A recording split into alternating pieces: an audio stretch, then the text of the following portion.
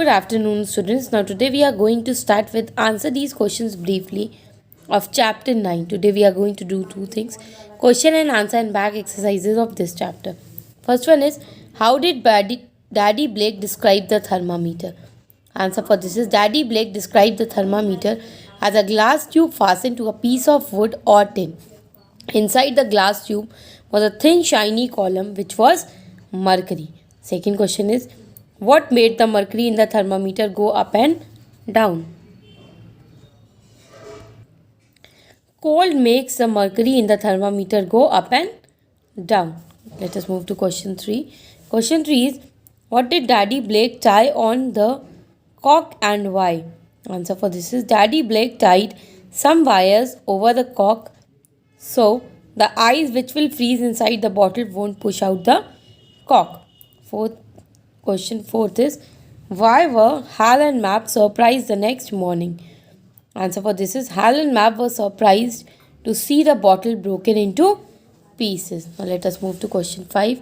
Question 5 is, what explanation did Daddy Blake give for the bottle breaking? Answer for this is, Daddy Blake explained to them that as it got colder in the night, the water froze and swelled up. The ice tried to push the cork out of the bottle. Since the cork was tied with wire, the ice broke the bottle. Now, question 6 is, why did the milkman raise the tin top of the bottle? Answer for this is, the milkman raises the tin top of the bottle because it gives the frozen milk to a chance to swell up out of the top and saves the bottle from cracking. Now, you have to write all these 6 question and answer in your notebook, in your English literature notebook. After doing this much, you have to fill the back exercises of this chapter. You have to fill in the book only. You don't have to write anything in your notebook. Just write these 6 question and answer in your notebook and your syllabus will be completed. Now let us start with the back exercises of chapter 9.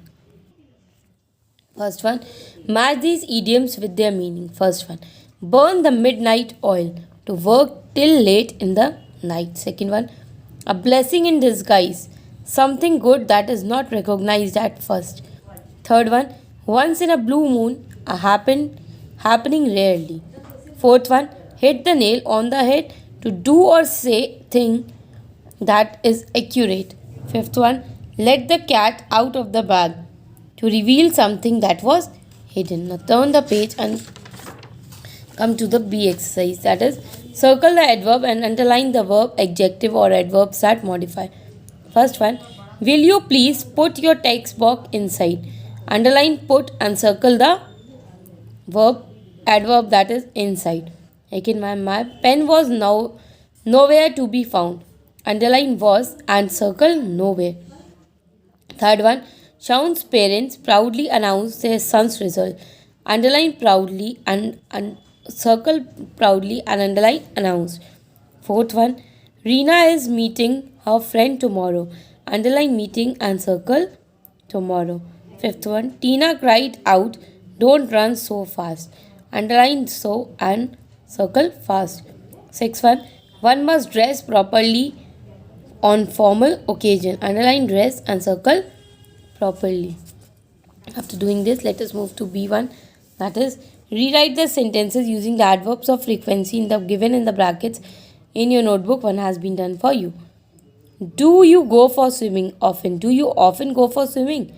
Second one, Maya goes for a walk in the evening always. Maya always goes for a walk in the evening. Third one, Jatin goes to the market daily. Jatin goes to the market daily. Fourth one, Sudhir gets angry with anyone, rarely. Sudhir rarely gets angry with anyone. Fifth one, Mamta reads the local newspaper sometime. Sometime Mamta reads the local newspaper. Sixth one, does she listen the classical music ever? Does she ever listen to the classical music?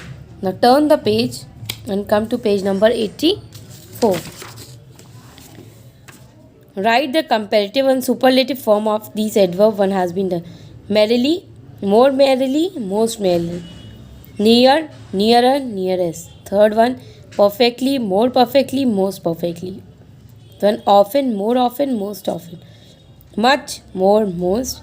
Sixth one, carefully, more carefully, most carefully. Early, earlier, earliest. Hard, harder, hardest.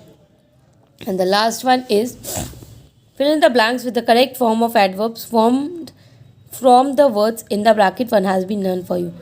First one, Snehal came more regularly to school this year as compared to the previous year. Second one, this mistake is most commonly made by the students. Common. Second one, she worked more diligently on the new project than before. Diligent. Fourth one, the Indian cricket team played well best. Well. Fifth one, he drove more carefully than earlier. Careful. Sixth one, Prerna shouted loudly during her birthday celebration. Loud. Done. Now, we have completed the back exercises of chapter 9. Now you have to fill these exercises in your book. Homework for you is to learn this chapter thoroughly. Thank you.